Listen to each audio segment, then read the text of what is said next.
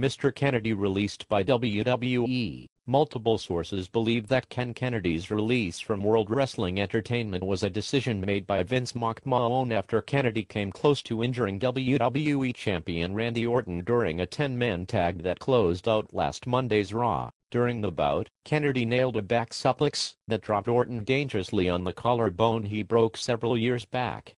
Orton immediately began pounding the mat in anger.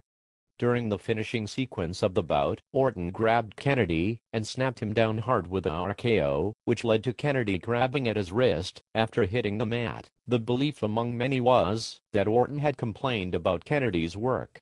Vince McMahon agreed, and it was seen as a last strike on Kennedy, who had spent a good part of his tenure out with injuries and suspensions.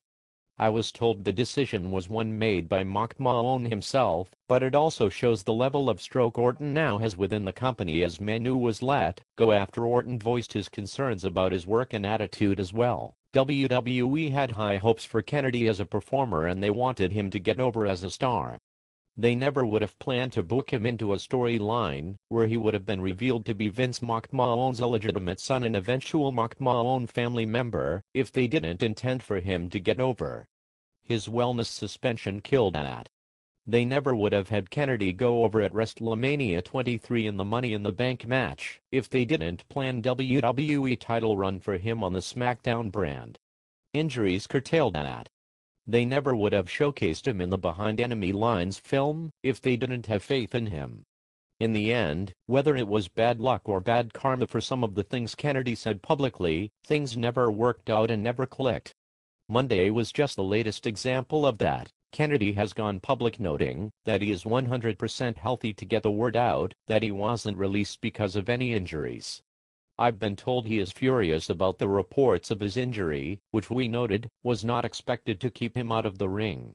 In speaking out regarding the injury, however, Kennedy brings silent credence to the Orton situation. As irony has it, all of the Raw promos running on the USA Network are promoting Kennedy, since they were produced and put into rotation before Kennedy's release. For those are asking about TNA, I'm under the impression that there is some sort of interest, but Kennedy wouldn't be able to work there until September without waiving his 90-day no-compete with WWE. Thanks for watching, and don't forget to subscribe.